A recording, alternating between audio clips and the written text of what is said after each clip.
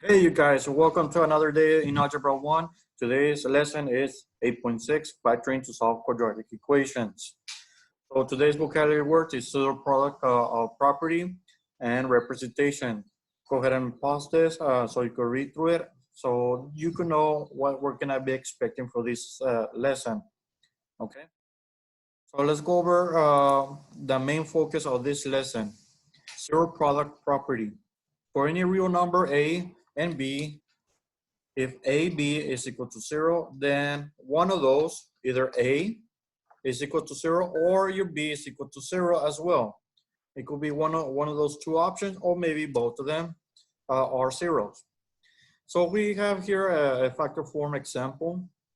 If x plus 3 times x plus 2 equals 0, then you're going to set this up as separately as x plus 3 equals 0 or x plus 2 equals 0. And then you're gonna find its zeros. Last lesson, we were going over finding zeros, our roots, our x-intercepts. Well, this is another strategy of how to find your zeros without using too much of the calculator. This is a method of going through the factorization through a factor form. So in case you're not familiar using the calculator, you could just go through this approach. So what's going to happen here is that you're going to solve for your variable x. So in this case, for the first one, you subtract 3 on both sides. Therefore, you have x equals -3. And from this side, you're going to subtract 2 on both sides in order to solve for your variable x equals -2. So therefore, you can have two solutions in this case. So let's go ahead and write this down, two solutions. It means that the parabola, once you graph it and you try to analyze it without using a calculator, it's gonna go to the x-intercepts in these two locations at -3 and as well as -2, okay? Again, this is your zeros, this is your roots, this is your x-intercepts, okay? All right, so let's go ahead and start a couple of practices together.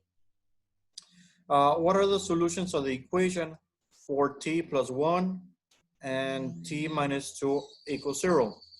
So first things first, the expression is written as equals to 0. So far, so good. We don't need to change anything from there. Now we need to solve for our zeros. Let's go ahead and create like a line here. So we could do this a little bit separately so you won't get confused. So one of them, you have the expression inside the parentheses as 4t plus 1. And you have to make this as equal to 0. You grab the other parentheses information, t minus 2, and you set it up as equal to 0 as well. All you're doing is just solving for the variable.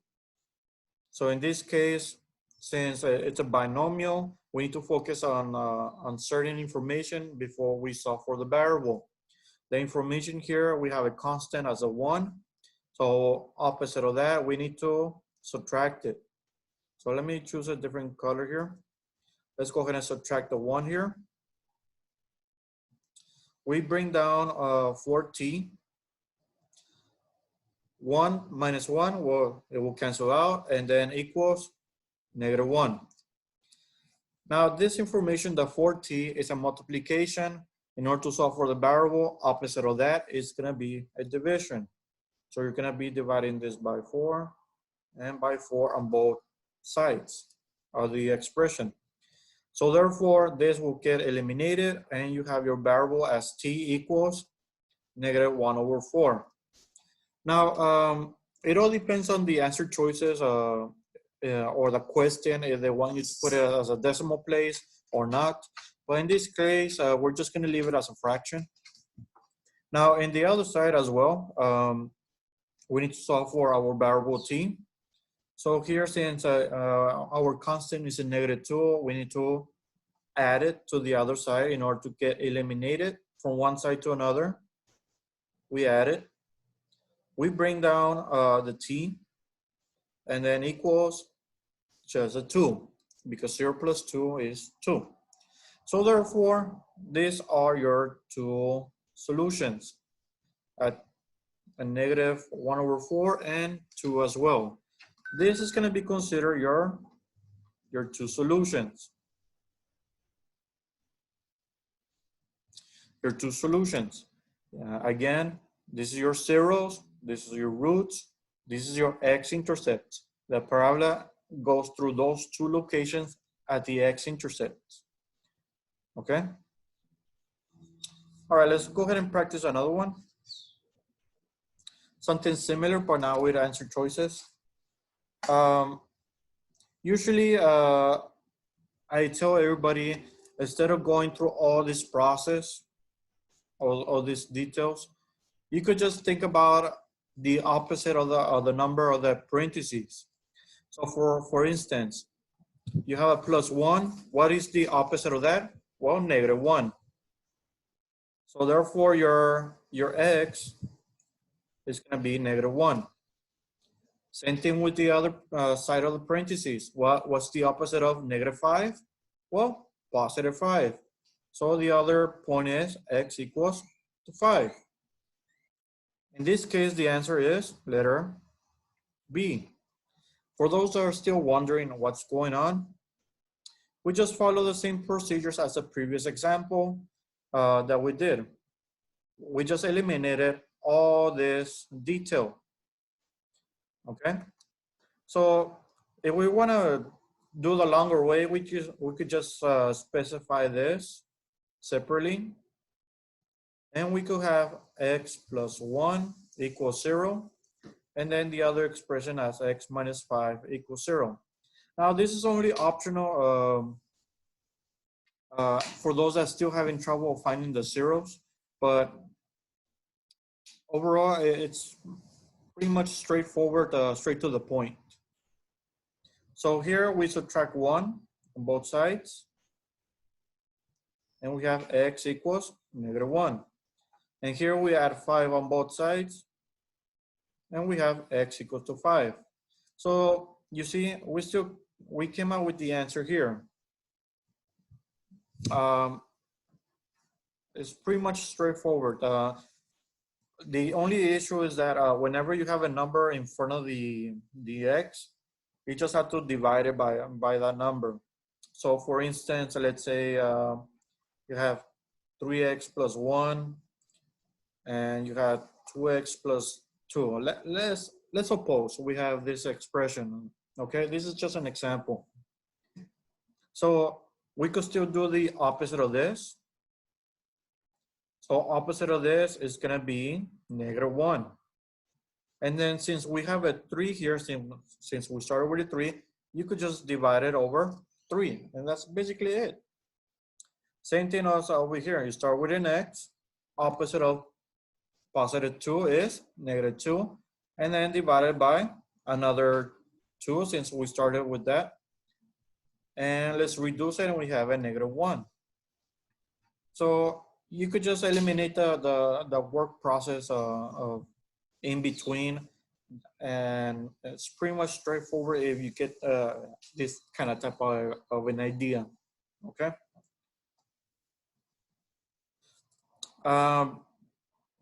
Here we have a quadratic equation. What are the solutions of the equation? Now, back in chapter 7, we were working on how to factor the expressions of quadratic equations. This is exactly the same thing. We just need to do a little bit of extra steps in order to find our solutions. So if we're gonna try to factor this expression, again, I would suggest everybody just start with the parentheses and then make it equals to 0. Okay, so that way you could visualize how you're gonna set up this this factor form. Let's look at the first part. You have an x squared. You don't have a number in front of it, so that makes things even easier. So what times what is gonna give you x squared? Well, basically x and x. So x times x will give you x squared. And then you're gonna focus at the last number, 15. You have to think about two numbers that you're gonna multiply each other, that's gonna give you a 15. But when you combine them, either adding or subtracting, is supposed to give you the number on the middle as 8. Well, the two numbers multiply each other, that's gonna give us 15. It's 5 and 3. Because 5 times 3 is gonna give us the 15. But when we combine those two, it gives us 8. Okay, so since everything seems positive, we just put a plus here and a plus here. Okay, now if you're not too familiar doing this mentally, we did the X method a long time ago. The X method, for some of you that still trying to remember what's going on, we have A times C, and over here we have the B. So your A in this case is gonna be a 1. The 8 is your B and your C is the 15. So 1 times 15 is 15. And your B is gonna be 8. So we just need to figure out two numbers that is multiply each other, it's gonna give you 15. But when you combine them, it gives you 8. In this case, we already know it's 5 and 3. You multiply these two, gives you 15. You combine them, gives you 8. So technically, this 5 and 3, you just put it into this expression. That's your factor form. Again, if you're having a little bit issues of factoring, go back to chapter 7 and watch some videos on, or practice on some problems because we're still dealing with factorization in this part. All right, so let me move forward. So let's go ahead and do this one. What's the opposite of positive 5? Well, negative 5. What's the opposite of 3? Negative 3. And those are your two solutions, negative 3 and negative 5, which is letter A. Okay.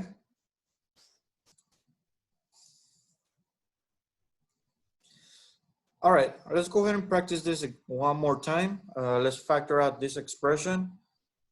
I mentioned before, first start with parentheses and make this as equal to 0. Okay. What times what is going to produce m squared? Well, m and m. M times m will give us m squared. And then look at the last number, 14. What two numbers combine each other? What two numbers multiply each other will give you 14? It could be 7 and 2. All right, so when we combine the 7 and the 2, does it give us a 5? Yeah, but one of them has to be a minus. We're gonna look at the strongest number. The strongest number is the 7. So this 7 has to be a minus, and over here must be a plus. The reason for it is because negative 7 plus 2 is gonna produce a negative 5 in the middle. But when you multiply these two, negative 7 plus 2, it gives us a negative 14. So this factor form works out. Just do the opposite of this. Opposite of negative 7 is 7. And the opposite of 2 is negative 2. So our answer is letter C. Again, we just eliminated the work process in between. But if you feel more comfortable, you could go ahead and do that on your own. Just go back to this section where it shows all the details how to do it. All right. All right, so what are the solutions for x squared minus 21x equals 18? You first need to think about it. Is it the expression as equal to 0? No. So in this case, you have to make this as equal to 0. One way to do that is that 18 has to be moved to the other side, so you could have everything set up as equal to 0. So since this is a positive 18, we need to subtract it on both sides. Let's bring down the 4x squared. Since 18 and 21 are not the same common terms, you cannot combine these two. So we're just gonna recopy the minus 21x and the minus 18. So 18 minus 18 will give us a 0. So technically, I just recopied everything and added the negative 18 into the quadratic expression. Now, we need to factor this out in order to solve our solutions, our zeros, our roots, our x-intercepts. Now, since we have a 4 starting here in the beginning, it's not that simple for lots of you factoring out mentally. But if you know how to do this mentally, then go ahead and use that approach. But for those that are still having difficulties, continue using the dx method. We have your a times c, and on the bottom we have our b. So a times c, so what's 4 times negative 18? Let's go over our calculator if you're not too familiarized. Let's go ahead and calculate this. So 4 times 18, we have a 72. So we have a 72 here. But we notice it's a negative because 4 times negative, we have a negative 72. On the bottom, we have a negative 21. So we need to figure out two numbers that's going to give us 72 when we multiply them, and a negative 21. Well, it's going to be a little bit challenging, right? Let's see. What gives us 72? So we have 1 times 72. Let's see. 72 divided by 2. 2 and 36. So 2 times 36 will give us a 72 as well. But when we combine this, it does not give us the 21. So let's try another number. 72 divided by 4. 18 and 4. When we combine these two, it gives us 22, not 21. Let's try another number. 72 divided by 6. It's 12 and 6. So this is going to give us 18 when we combine them. So let's look for another number. So 72 divided by, let's say 8. 8 and 9. 8 times 9. That's going to give us 17, not 21.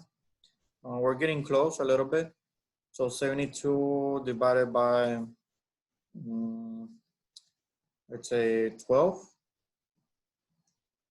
12 and 6. Oh, we already did 12 and 6. So 72 divided by 14. Let's see, by 14. Nope. 72 divided by 16. Nope. Let's see, by 18. 18 and 4 is 22 again.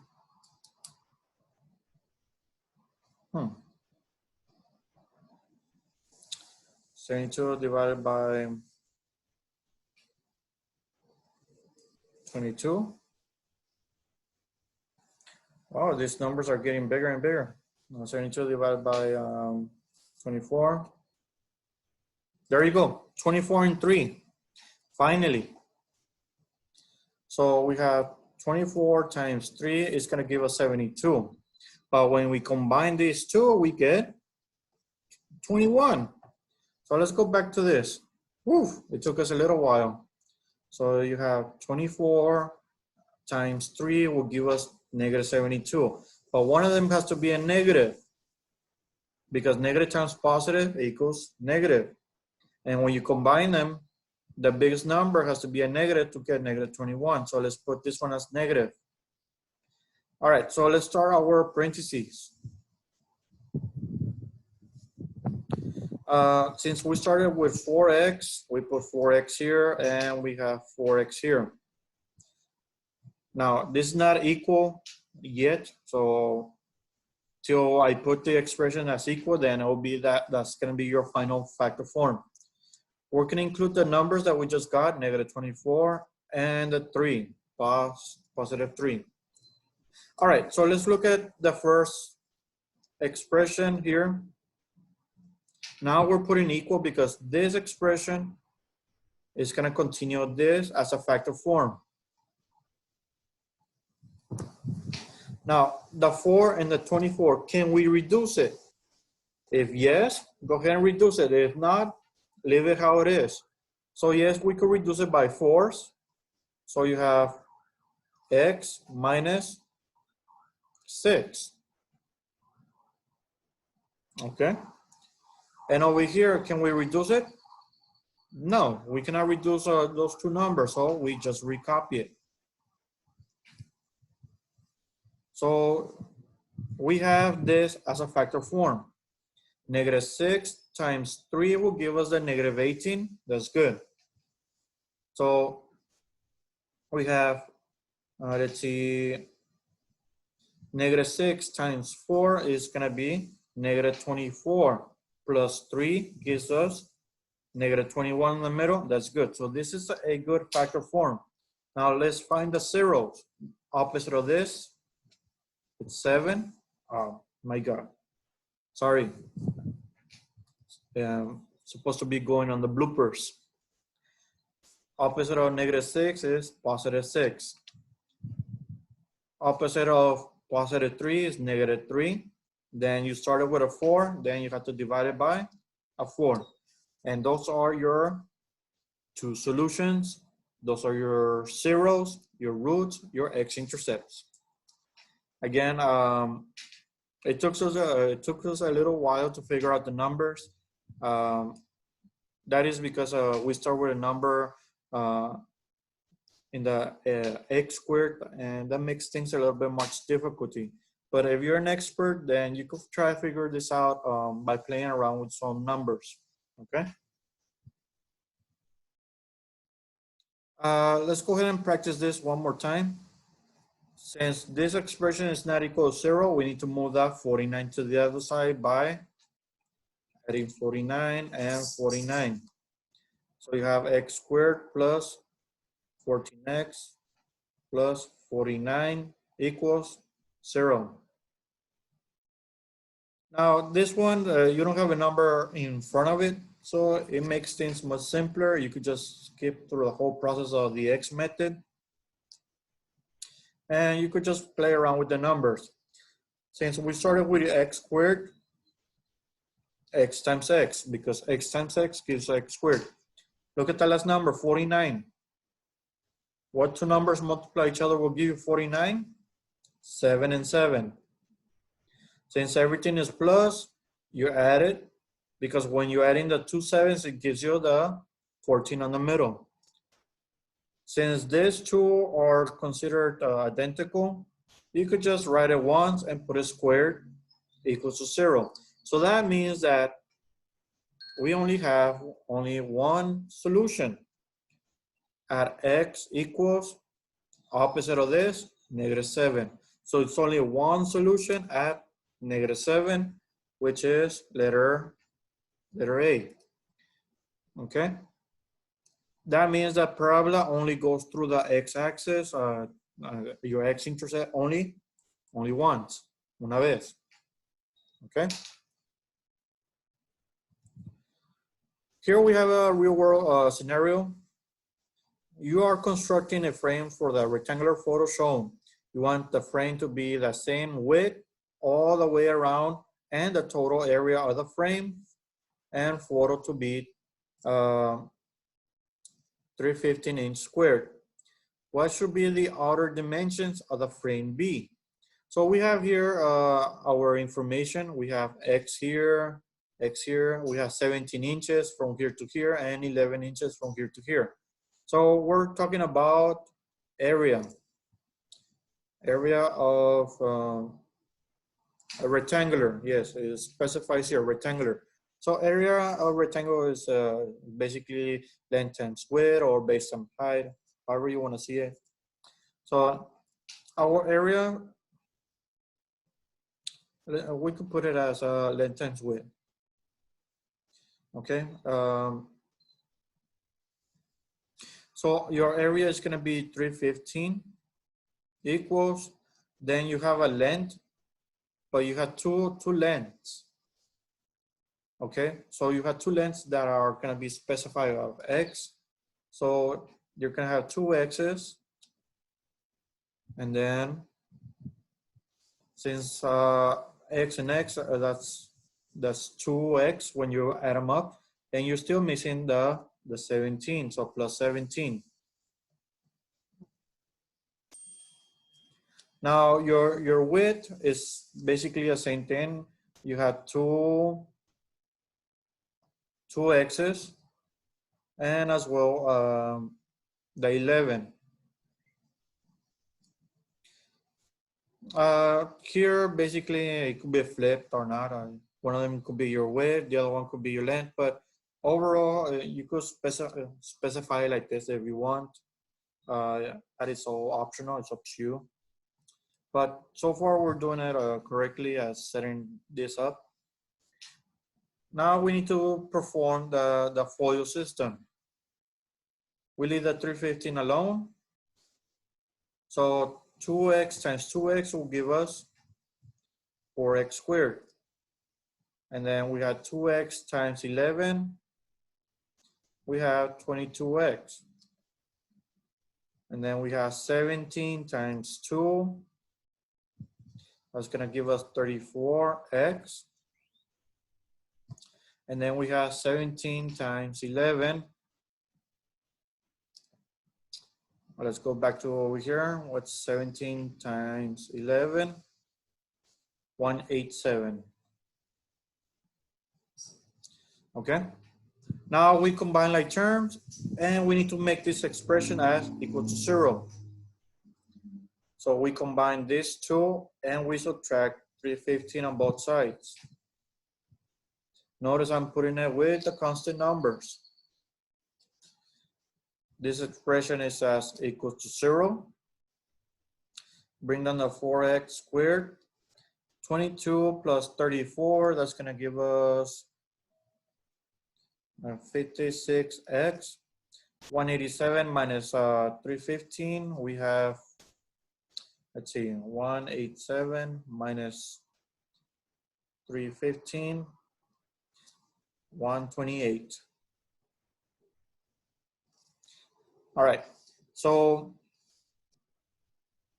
we did a little bit of extra work. Again, this is going back to chapter 7 and a little bit of mixture of this lesson so you can find your outer dimensions for the frame. So let's go ahead and erase this top section since I ran out of space. All right, just bear with me.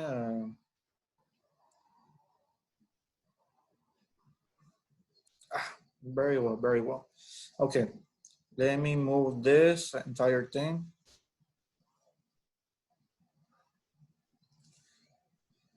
And move it up here so I could continue. All right, so now we need to factor this out. We have a 0, and we need to factor this out. Yay! We have very, very large numbers. So let's see. We could do the X method again. You have your A times C, and you have your B here. Your B is 56. Let's see, 128 times 4, it gives us 512.